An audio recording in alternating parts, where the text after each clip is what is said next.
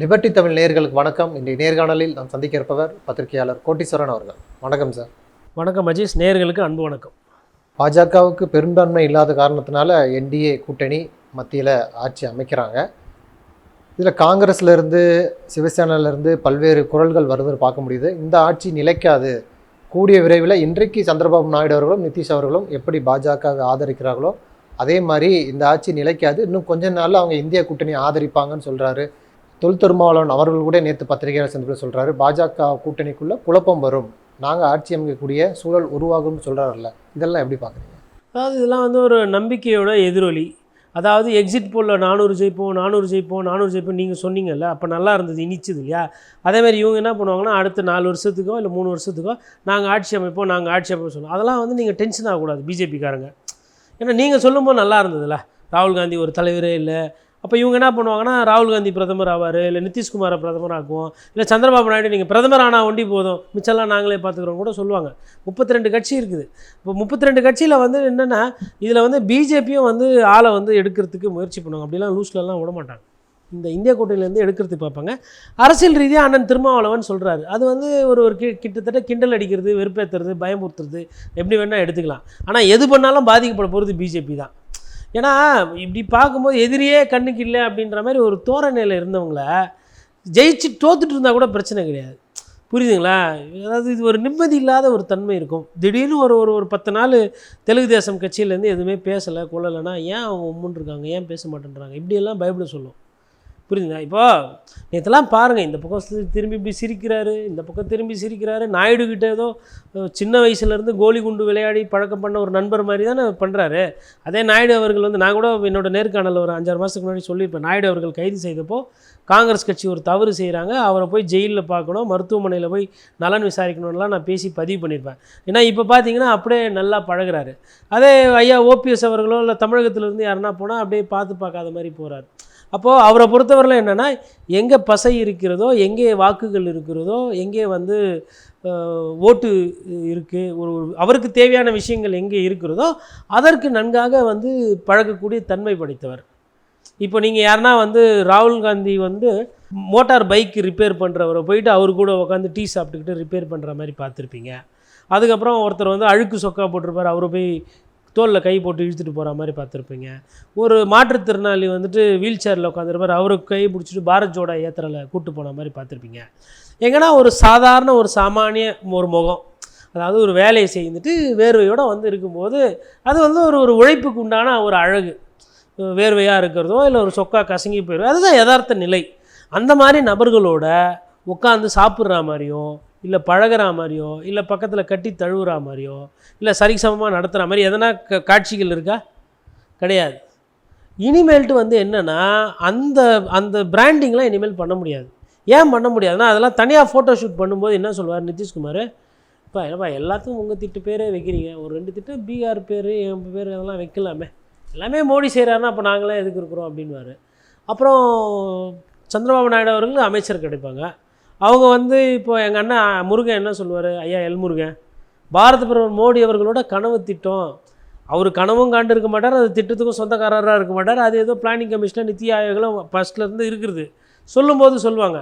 இப்போது பீகார்லேருந்து வரக்கூடிய அமைச்சர்களோ, மகாராஷ்டிரத்துலேருந்து வரக்கூடிய அமைச்சர்களோ, கேரளாவிலேருந்து கேரளாவில் சுரேஷ் கோபி இருக்கிறாரு, அதுவும் விட்ருங்க, மற்ற யாருன்னா அமைச்சர்கள்லாம் வந்தாங்க, இல்லை ஆந்திராவிலேருந்து அமைச்சர்கள் வராங்கன்னு வச்சுக்கோங்களேன். அந்த கூட்டணியில் இருக்கிறவங்க தலைவர் என்ன பண்ணுவாங்கன்னா, ஃபஸ்ட்டு பிரதமர் மோடி பேர் உச்சரிப்பாங்கன்னு நான் நினைக்கல. எங்கள் தலைவர் சந்திரபாபு நாயுடு அவர்கள் போட்ட வழியில் இன்றைக்கி பாரத பிரதமர் மோடி அவர்கள் இந்த ஆட்சி நடக்குது அப்படின்வாங்க. அப்போ இது எப்படி இருக்கும்? அவங்களுக்கே அது நல்லாயிருக்கும். பட் பிஜேபி ஆட்களுக்கோ இல்லை பாரத பிரதமர் மோடி அவர்களுக்கோ அது கொஞ்சம் ஒரு மன உறுத்தலாக இருக்கும். என்னப்பா எது எடுத்தாலும் மோடின்னு பேசினவங்க இன்றைக்கி நாயுடுன்றாங்க, அப்புறம் நிதிஷ்ன்றாங்க, அப்புறம் அந்த சிராக் பாஸ்வான் சின்ன பையன் அவன் பேரை வேறு பெருமையாக பேசுகிறாங்க. இவர் நீங்கள் பாருங்கள், நேற்று இந்த வட்டமேஜை மாநாடு மாதிரி எல்லாரையும் சமமாக உட்கார வச்சு இது பண்ணார். இதே கொஞ்சம் நாளைக்கு முன்னாடி பாருங்கள், இவர் நின்று இருப்பார், இங்கேருந்து 1.5 அடி 2 அடி தள்ளியில் ஐயா எடப்பாடி இருப்பார், இங்கேருந்து ஒரு 1.5 அடி 2 அடி தள்ளி இன்னொரு கூட்டணி தலைவர் இருப்பார், நடுவில் இவர் ஒண்டி இருப்பார், அப்படியே பிரம்மாண்டமாக இருப்பார், ஒரு சால்வெல்லாம் போட்டு துண்டா தனியாக. இனிமேல்ட்டு அப்படிலாம் இருக்க முடியாது. இனிமேல்ட்டு ஜனதா எக்ஸ்பிரஸ் மாதிரி ட்ரெயினில் எப்படி நெருக்கி போவாங்க, அந்த மாதிரி எல்லாம் நெருக்கி நிற்பாங்க. ஏன்னா இந்த சைடு 3 கூட்டணி கட்சி, இந்த சைடு 3 கூட்டணி, இதில் பதவியெல்லாம் நிறைய பேருக்கு போயிருக்கிறோம். அவங்களெல்லாம் நீங்கள் ரொம்ப நாள் ஒரு உதாரணத்துக்கு சொல்கிறேன்னா, இப்போது நட்டா அவர்களுக்கு இருக்கிற பதவியை பிடிங்கி வேறு ஒருத்தர் கொடுத்துட்றாங்க கட்சி ரீதியாக. அப்புறம் ராஜ்நாத் ஐயாவை சொல்கிறாங்க, நீங்கள் ரொம்ப நாளாக இருந்துட்டீங்க, இவர் வேறு சவானுக்கு வேறு எதனா செய்யணும், சிவராஜ் சிங் சவானுக்கு, இல்லைனா ஆர்எஸ்எஸ் கோச்சிக்கு வந்து அவர் வேறு மத்திய பிரதேசில் 29ன்னு. அப்போ யாரோ ஒரு பதவியை பிடுங்கி தான் சவான் அவர்களுக்கு கொடுக்க போகிறீங்க. அந்த பதவியை பிடுங்குறீங்களா அந்த நபர், அவர் வந்து கசப்பில் இருப்பார். அவர் உட்காந்து எதிர் சீட்டில் பார்த்துக்கிட்டே இருப்பார். இன்னமும் முடிக்கல, இதே தூரத்தில் தான் இருக்கிறீங்களே அப்படின்னு சொல்லிவிட்டு அவர் எதனா சில பல சிக்கல்கள்லாம் கொடுப்பாங்க. இனிமேல்ட்டு அதாவது காங்கிரஸ் ஒண்டி தான் கட்சி பிளவுபடும், உடையும், ரிசார்ட் பாலிட்டிக்ஸ் பண்ணும் அப்படின்லாம் கிடையாது. உங்கள் கட்சியிலையும் இனிமேல்ட்டு அதெல்லாம் நடக்கிறதுக்கு வாய்ப்பு இருக்குது. ஏன்னா அடிப்படையில் 100 பேருக்கு மேலே காங்கிரஸ் கட்சியிலேருந்து கூட்டின்னு வந்து இந்த 10 வருஷத்தில் சேர்த்துருக்குறீங்க நீங்கள். அதில் ஒரு 25 பேர் வடிகட்டி பார்த்தா ஊழல் குற்றச்சாட்டுக்கு ஆளானவங்க. அதில் ஒரு 23 பேருக்கு அமலாக்கத்துறை, இன்கம் டேக்ஸ் டிபார்ட்மெண்ட்டில் நோட்டீஸ் கொடுத்து வழக்கு நிலுவையில் இருக்குது. அதில் ஒரு 15 பேருக்கு சீட்டு கொடுத்ததில் 13 பேர் தோற்று போயிட்டாங்க. இதுதான் வரலாறு. இந்த நேர்மை சீமான்கள் அல்லது சீமாட்டிகளோ உங்கள் கூடவே இருக்கணும்னு எதனா கேரண்டி இருக்கா என்ன? இல்லையே. அவங்க மாநில தேர்தல் வரும்போது மாநில தேர்தலில் மாறிச்சுன்னா நிறைய பேர் ரூட்டு வேறு எடுப்பாங்க, சில பல சிக்கல்கள் வரும். இதெல்லாம் இந்த சிக்கல்கள்லாம் அவர் இதுவரைலாம் சந்தித்ததே கிடையாது. காலையில் ஏஞ்சா அப்படியே வந்து எல்லாமே நமக்கு இருக்குது, நம்ம நினச்சா அடுத்த மாநிலத்துக்கு கூடிய கெடுக்கலாம், நம்ம நினச்சா அடுத்த மாநிலத்தில் ஆட்சியை கவுக்கலாம், நம்ம நினச்சா அடுத்த கட்சியை பிளக்கலாம், நம்ம நினச்சா ஜெயிலில் இருக்க வேண்டியங்களை வெளியில் விடலாம், வெளியில் இருக்கிறது ஜெயிலில் போடலாம். இதெல்லாம் நடந்ததில்ல. இப்போ இனிமேல்ட்டு என்ன ஆகுனா சினாரி அப்படியே திரும்பும். இப்போ திடீர்னு வந்துட்டு இப்போது ஒரு சில நேரத்தில் இப்போ யோகியை பற்றி ஓவராக பேசிடுறாங்க, இந்த பதவி வந்து எடுத்துடுறாங்கன்னு வச்சுக்கோங்களேன். அடுத்த தேர்தலெலாம் வந்து ரொம்ப கஷ்டமாக இருக்கும் பிஜேபிக்கு. இப்போ நீங்கள் எப்படி பேசுனீங்க, காங்கிரஸ் வந்து ஒன்றுமே இல்லை, போயிடுச்சு, நேரு காலத்தோடு போயிடுச்சுன்னு, அது மாதிரி அதுக்கு அடுத்த வர தேர்தல் இருக்குது பாருங்கள், அதில் தான் இருக்குதே பாடம். ஏன்னா 5 வருஷம் ஃபஸ்ட்டு, 2வது 5 வருஷம், 3வது 5 வருஷம், 5 வருஷம் ஆண்டதுக்கப்புறம் மக்கள் எப்பா சாமி நீ போதும், போன வாட்டியே நீ போகணும்னு நினச்சா போகல, இந்த வாட்டி அப்படின்ற மாதிரி முடிச்சு விட்ருவாங்க சுவாகான்னு சொல்லிட்டு. அதனால் இது உடனேலாம் ஆகாது. இது போய் சிக்கல் வந்து ஒரு கெட்ட பேர் வந்து இதை விட இன்னும் மோசமாக விமர்சனத்துக்கு ஆளாகி அந்த மாதிரி நிறைய விஷயங்கள் நடக்கும் பாருங்கள். இப்போ மத்தியில் பாஜக கூட்டணி தான் ஆட்சி அமைக்க போகுது. ஆனால் தேர்தல் முடிவுகள் வந்ததுலேருந்தே பாஜகவுடைய இந்த என்டிஏ கூட்டமாகட்டும், பாஜக முக்கிய தலைவர்கள் எல்லாமே அந்த முகத்தில் ஒரு கலையிலேருந்து ஒரு மகிழ்ச்சி இல்லாமல் இருக்கக்கூடிய சூழலை நம்ம பார்க்குறோம். எதிர்ப்புறத்தில் தேர்தல் முடிவுகள் வந்ததுலேருந்து இந்தியா கூட்டணி ரொம்ப மகிழ்ச்சியாக இருக்கிறாங்க, மகிழ்ச்சி கொண்டாட்டத்தில் ஈடுபடுறாங்க. பிரதமர் மோடியே சொல்கிறாரு, எதிர்க்கட்சிகளை ஏன் இவ்வளோ மகிழ்ச்சியாக இருக்கிறாங்கன்னு எனக்கு புரியவே இல்லை அப்படிங்கிறாருல, இதை எப்படி பார்க்குறீங்க? அது ஐயாவுக்கு அடிப்படையில் யார் சந்தோஷமாக இருந்தாலும் பிடிக்காதுங்க. புல்டோசரை எதுக்கு பயன்படுத்தணும் அப்படின்னு தெரியாமல் பயன்படுத்தி கடைசியில் அவங்க ஆட்சிக்கே அது இதாகி போச்சு. அவர் சின்ன எடுத்துக்காட்டு சொல்கிறது, ஒரு பிஸ்கெட் துண்டு, ஒரு கேக் துண்டு இவ்வளோ நீட்டு இருக்குங்க. இந்த கேக் துண்டை வந்து என்ன பண்ணாங்க, பிஜேபி ஒண்டி பிச்சு பிச்சு சாப்பிட்டுக்கிட்டு இருந்தாங்க. இப்போ இந்த கேக் துண்டில் கால்வாசி நிதிஷ்குமாருக்கும் ஐயா நாயுடுக்கும் ஒரு 30% கொடுத்துருவீங்க, மிச்சம் அந்த 70% இருக்கும்போது இப்போ இவ்வளோ நாள் சாப்பிட்டுக்கிட்டு இருந்தாங்களே அந்த கேக்கு துண்டை, யாரோட துண்டு போயிட போகுதுன்னு இருக்கும். அப்படி இருக்கும்போது அவங்க எப்படி சிரிச்சுக்கிட்டே இருப்பாங்க சொல்லுங்கள்? அப்போ பிஜேபியில் இருக்கிறவங்களும் முகம் இருப்பாங்க. எதிர்கட்சிகளை பொறுத்தவரைலாம் என்னன்னா, எனக்கு கேக்கு இல்லை ஆனால் உனக்கு முழுசாக கேக்கு கிடைக்கல பாரு, அதை நினைக்கும் போது சந்தோஷமாக இருக்கணுமோ அப்படியே பார்த்துக்கிட்டு இருப்பாங்க. ஓ இவருக்கு அமைச்சரவை கொடுத்தாங்களா, அப்போ அடுத்து யார் காலி அப்படின்னு சொல்லிட்டு எதிர்கட்சிகள் வந்து அதை ரசிக்கிற ஒரு தன்மையில் போய் அரசியல் பண்ணுவாங்க. இன்னொன்று என்ன பண்ணுவாங்கன்னா, ஒரு உதாரணத்துக்கு இப்போ ஐயா நாயுடு இருக்கார், நாயுடுகிட்ட போயிட்டு ஒரே பிரச்சனையாக இருக்குதுங்க இந்த நீட்டு, தெலுங்கு பேசுகிற பசங்க நிறைய பேர் வந்து தமிழ்நாட்டில் படிக்கிறாங்க, இங்கே இருக்கிற காஞ்சிபுரம் செங்கல்பட்டில் யூனிவர்சிட்டிலாம் எடுத்து பாருங்கள், தமிழ்நாடு மெட்ராஸுன்றது ஆந்திராவில் இருக்கவங்களுக்கு எப்பயுமே ரொம்ப பிடிச்ச இடம், இங்கேருந்து அங்கே வந்து வணிகம் பண்ணுவாங்க, இந்த நீட்டால் தலைவலியாக இருக்குது, எதனா பண்ணி கொடுங்களான்னு ஒரு கோரிக்கையை ஆஃப் த ரெக்கார்டாக நம்ம முதலமைச்சர் ஸ்டாலின் அவர்கள் சந்திரபாபு நாயுடுகிட்ட வைக்கிறாரு. வெளியிலேருந்து கேட்டால் என்ன சொல்லுவாங்கன்னா, பாலாறு தண்ணி கேட்க நான் போனேன், அவரும் கொடுக்குறேன்னு சொல்லிட்டு ஒரு சொம்பில் வந்து ஒரு 1.5 லிட்டர் குத்தாரு அப்படின்னு அந்த சொம்போடு வந்து இங்கே என்ன பண்ணுவாங்க காட்டிட்டு தண்ணி கொடுத்துட்டாங்க அப்படின்னு சொல்லிட்டு செய்தி வந்துடும். ஆனால் அந்த தண்ணிக்கு பின்னாடி என்ன அரசியல் பேசினாங்கன்றது தெரியாது.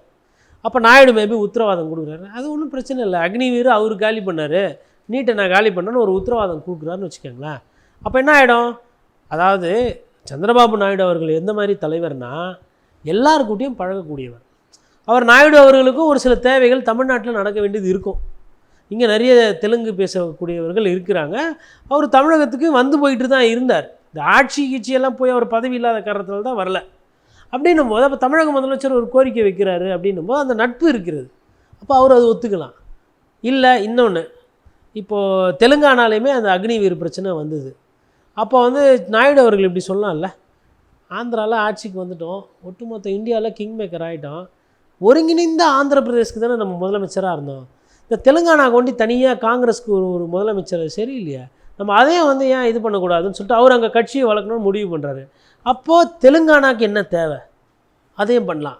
இல்லை ஒரு அமைச்சர் பிரதிநிதி வந்து நான் ஒருத்தர் சொல்கிறேன், எனக்கு கொஞ்ச நாள் கழிச்சு தெலுங்கானாவுக்கு தெலுங்கு தேசத்துக்கு ஒரு அமைச்சர் தெலுங்கானாவை பார்க்குறதுக்கு போட்டு கொடுங்கன்னு கூட கேட்கலாம். திருப்பி மறுபடியும் தெலுங்கு தேசத்தை அங்கே வளர்க்குறதுக்கு உண்டான வேலைகளும் பண்ணுவார். அப்போ என்ன பண்ணுவார்னா தெலுங்கானாக்கும் காசு கேட்பார், ஆந்திராவுக்கும் காசு கேட்பார். அப்போ என்ன பண்ணுவோன்னா தலையை போட்டு பிச்சுக்கிட்டு நாங்கள் வழக்கமாக நாங்கள் உத்தரப்பிரதேஷ் மத்திய பிரதேஷ் அப்படியே இந்த இடத்துலையே கொடுத்து பழக்கப்பட்டுட்டோம், ராஜஸ்தான் குஜராத் நீங்கள் நாங்கள் கீழெல்லாம் கேட்குறீங்க அப்படின்னும்போது அதெல்லாம் மனக்கசப்பு வரும். இதெல்லாம் வந்து நல்லா ஜாலியாக இருக்கும் வச்சுக்கோங்களேன். அரசியல் இனிமேல் பார்க்குறதுக்கு நல்லா சூடு பிடிக்கும். அதாவது இந்திய கூட்டணி ஆட்சியில் இருந்ததுன்னா நீங்கள் வந்து எதிர்பார்க்கலாம் இது ரத்தம் ஆகும், இது பிரச்சனையாகும், இது ஆகும்னு. இப்போ வந்து நீங்கள் என்ன நடக்கும்னே தெரியாது, சிலபஸே தெரியாது. இந்த படத்தில் சொல்ல எனக்கு கேள்வியே தெரியல, நான் பதில் எப்படி ஏதுவேன் அப்படின்ற மாதிரி பிஜேபி ஆட்சியாளர்கள் நிலைமை அப்படி போய்விடும். எல்லாம் சொல்லுவாங்க 32 கட்சி வந்து கூட்டணி இருந்து அது வந்து ஆட்சி அமைக்குமா, ஆனால் பிஜேபி ஒண்டி ஒரு 2 தலைவர்களை வச்சுட்டு ஆட்சி அமைக்க முடியாதான்னு. இந்திய கூட்டணியில் பிரச்சனைக்குரிய ஒரு நபர்னு பார்த்திங்கன்னா வெறும் மம்தா பானர்ஜி ஒண்டி தான். அவங்க தான் வந்து இப்படி இப்படின்னுவாங்க. கெஜ்ரிவால் அவர்களுக்கு நம்பர் வரல, ஒன்றும் பிரச்சனை கிடையாது. மிச்சம் யாருமே வந்து பிரச்சனை பண்ணுற ஆட்கள்லாம் கிடையாது. கம்யூனிஸ்ட் எடுத்துக்கோங்க, வாழ்ந்தாலும் வீழ்ந்தாலும் வேறு கதி கிடையாது, அங்கே தான் இருக்கணும். திமுகவில் ஸ்டாலின் அவர்கள் திட்டவட்டமாக சொல்லிட்டார். அதை தாண்டி ராஜ்யசபாவில் இருக்கக்கூடிய அதிமுகவே கூட என்ன சொல்லிச்சு, இல்லை நாங்கள் கூட்டணிலாம் கிடையாது, பயப்பட ஆரம்பிச்சிட்டாங்க. நாங்கள் ஓட்டு சதவீதம் கம்மியானாலும் பரவாயில்ல, உங்கள் கூட வேணாம் அப்படின்ற அளவுக்கு ஐயா திரு எடப்பாடி பழனிசாமி வந்துட்டார். அப்போது காங்கிரஸ் கட்சியில் இருக்கக்கூடிய கூட்டணி பார்த்திங்கன்னா சரத்பவார் ஒரு வாட்டி பட்டுட்டேன், எப்பா உங்கள் கூடலாம் உங்களெல்லாம் நம்ப மாட்டேன், நான் உத்தவ் தாக்கரே உங்களை நம்பி நான் வரத்துக்கு தயாராக இல்லை. அப்போ எல்லாருமே பார்த்திங்கன்னா அந்த ஒருங்கிணைப்பு ஜாஸ்தியாக இருக்குது இந்திய கூட்டணியில். தோத்தம் ஒன்றா கூடி பேசுகிறாங்க, செலிப்ரேட் பண்ணுறாங்க, சந்தோஷப்படுறாங்க. தோத்துட்டு சிரிக்கிற அந்த சூழ்நிலையில் இருக்கிறாங்க. ஜெயிச்சிட்டம் பதட்டப்படுற அந்த சூழ்நிலையில் இல்லை. இப்போ பதட்டம் முக்கியமாக சிரிப்பு முக்கியமாக? வெற்றியாமல் வச்சுக்கோங்க, நீங்கள் தான் வெற்றி பெற்றீங்க, ஏன் பதட்டமாக இருக்கிறீங்க? நான் என்ன சொல்கிறேன்னா 8ஆம் தேதி நீங்கள் 9ஆம் தேதி நீங்கள் இப்போ 9ஆம் தேதி ஃபைனலைஸ் பண்ணிட்டீங்க, சரி உங்கள் கூட யாரெல்லாம் பதவி ஏற்றுக்கிறாங்க, யார் சபாநாயகர், ஏன் இன்னும் வரலாம் சொல்லலை? அது என்ன அப்போ அப்படி நைட்டு பேசுகிறீங்க, பகல் பேசுகிறீங்க, அப்புறம் அவங்க போயிடறாங்க, திருப்பி மறுபடியும் ஃப்ளைட்டை பிடிச்சி வராங்க, பழைய பாராளுமன்ற பில்டிங்கில் உட்காந்து பேசுகிறீங்க, கட்சியில் உட்காந்து பேசுகிறீங்க, பியூஷ் கோயல் தனியாக கூட்டு போய் சந்திரபாபு நாயுடு வச்சு பேசுகிறாரு. அதுக்கப்புறமா வந்து நிதிஷ் வந்து ஒரே மாதிரி இருக்குது பாருங்கள், மாடுலேஷன் எல்லாமே சிரிச்ச முகமாக இருக்கிறார் பாருங்கள் நிதிஷ்குமார். இப்படியே தான் இருந்தார். நம்ம நிறைய பேருக்கு வந்து சந்தேகமே அங்கே தான் வரும், நிதிஷ்குமார் வந்து காட்ட மாட்டார் வெளியில். அவர் எப்போ பெல்ட் அடிக்க போகிறாரு அவருக்கு ஒண்டி தான் தெரியும். இது எப்போ பெல்ட் அடிப்பார் இப்படியே நினச்சி நொந்து நூடுல்ஸ் ஆக போகிறாங்க பாருங்கள்.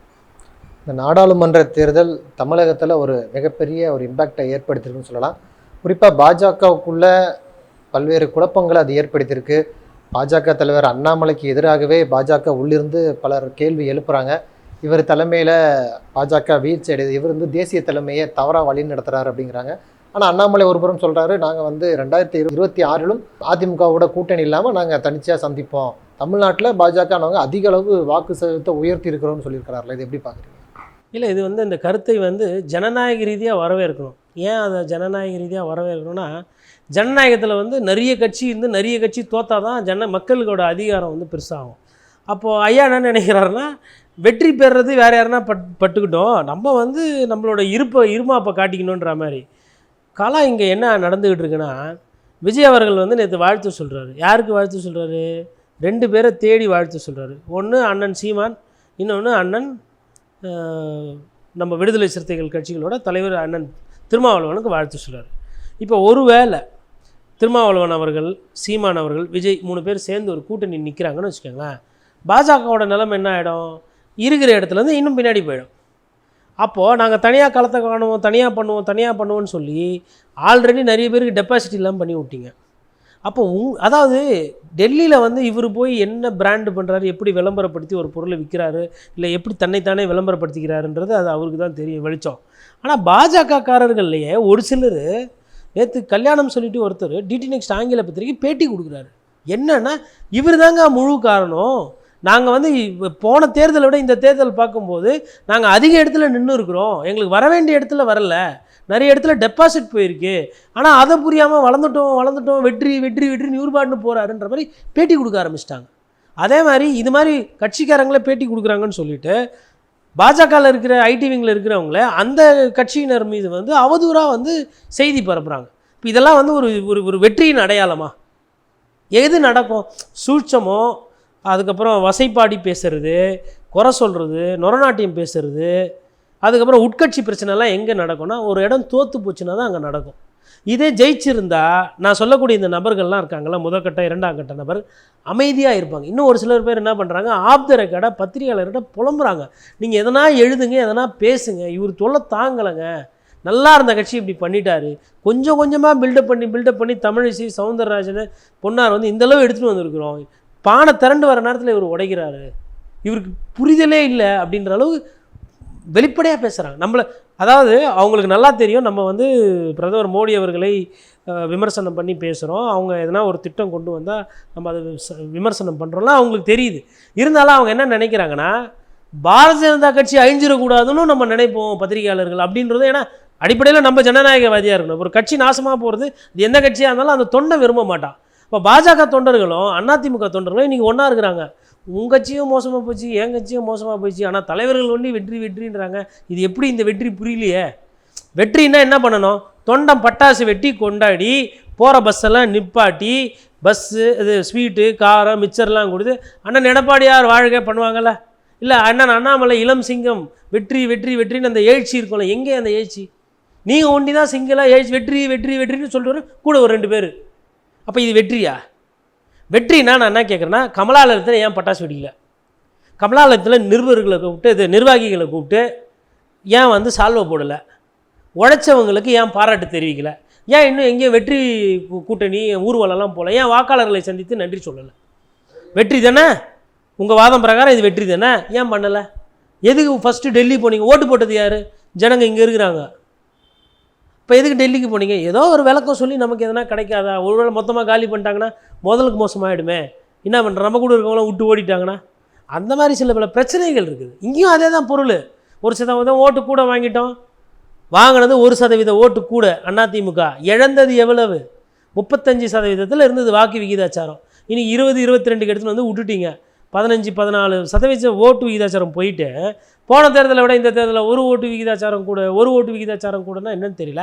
அதிமுகவை விட பாஜக வந்து சில இடங்களில் அதிமுகவை பின்னுக்கு தள்ளி வாக்கு சதவீதம் வாங்கியிருக்கிறாங்களா, அதெல்லாம் எப்படி மாறுச்சுன்னு? அதாவதுங்க, இப்போ ஏசி சண்முகம் அவர்கள் இருக்காருங்க வேலூரில், அவர் 2வதாக வராரு. அவர் 2வதாக வந்து எப்பயுமே வந்திருக்கிறாரு. பாஜக கூட்டணி வச்சாதான் கிடையாது. அவர் ஒரு வெற்றி பெறராக அந்த வசீகரம் இருக்கக்கூடிய ஒரு வேட்பாளர், எம்ஜிஆர் காலத்து அரசியல்வாதி. அவர் 2வதாக வந்தது எப்படி உங்கள் கணக்கில் சேர்க்க முடியும்? நயினார் நாகேந்திரன் 2வதாக வந்திருக்காரு, அது உங்கள் கணக்கில் சேர்க்கலாம். ஐயா திரு அண்ணாமலை 2வதாக வந்திருக்காரு, அது உங்கள் கணக்கில் சேர்க்கலாம். எப்படி நீங்கள் 40 தொகுதிக்கும் வந்ததை உங்கள் கணக்கில் சேர்ப்பீங்க? அப்போ ஜான் பாண்டியன் ஓட்டு வாங்கலையா? இல்லை வந்து பாரிவேந்தர் அவர் கொஞ்சம் ஓட்டு வாங்கியிருக்காரு, அவர் டெபாசிட்டு போச்சு, அது என்ன கணக்கு? அதுக்கெல்லாம் வந்து நீங்கள் சொல்ல மாட்டீங்களா? நான் என்ன கேட்குறேன்னா, இத்தனை சதவீதம் ஓட்டு கூடிச்சின்னீங்களே, தோற்றுருக்குறாங்களா ஒரு சிலர் மிக மோசமாக, அதை பற்றி ஏன் பேசவே மாட்டேன்றீங்க? நீங்களே ஜெயிக்கலை. நீங்கள் என்ன சொன்னீங்க? 1,00,000 ஓட்டு காண போயிடுச்சு அப்படின்னு ஃபஸ்ட்டு பிரச்சாரம் பண்ணீங்க. அப்போவே எனக்கு சந்தேகம், இந்த ரிசல்ட் இப்படி தான் வரும். எல்லாம் என்ன சொன்னாங்க? மொட்டை அடிச்சுக்குவேன், அத்தை பாருங்கள், இதை பாருங்கள், கல நிலவரம் தெரியல பாருங்கள். திமுக மீது மக்களுக்கு கோபம் இருக்குது. ஒரு சில விஷயத்த பண்ணாங்க.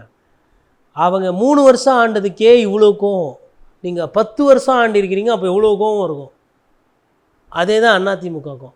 இவங்க அதிகமாக ஆண்டால் அதிகமாக கோவப்படுத்துகிறாங்க மக்களை. அப்போ கம்மியாக ஆட்சி பண்ணி நல்லா ஆட்சி கொடுத்தா மேபி திருப்பி வரலாம். அந்த யாட்சிக்கெல்லாம் பேசுறது இல்லை. அவங்க தப்பு பண்ணிட்டாங்க. ஆமாம், அவங்க தப்பு பண்ணது எங்களுக்கு தெரியும், வாக்காளர்களுக்கு தெரியும். நீங்கள் என்ன பண்ணீங்கன்னா அந்த கேள்விக்கு எந்த கட்சியும் பதில் சொல்கிறது கிடையாது. இப்போது இவரே எடுத்துக்கோங்க, எஸ்பி வேலுமணி அவர்களை. கோயம்புத்தூரில் ஏன் அதிமுக 3வது போச்சுன்னா அதுக்கு விளக்கம் இல்லை ஐயா கிட்ட. அதற்கு வந்து என்ன சான்றுன்னு இல்லை. ஒருவேளை நாங்கள் கூட இருந்திருந்தால் நாங்கள் 30 தொகுதி மேலே ஜெயிச்சிருப்போம். அப்போ இந்த மாதிரி தான் அவங்களோட அந்த கேட்குற கேள்விக்கு பதில் சொல்லாமல் அதை கடந்து போகிறது. என்ன பிரச்சனையோ அந்த பிரச்சனையை புரியாமல் வேற ஒரு சில விஷயத்தை பண்ணுறது, இதுதான் பிரச்சனையாங்க. நன்றி. நிறைய பயனுள்ள நல்ல தகவல்களை நேயர்களுக்கு சொல்லியிருக்கீங்க. உங்களுடைய நேரத்துக்கு மிக்க நன்றி. நன்றி.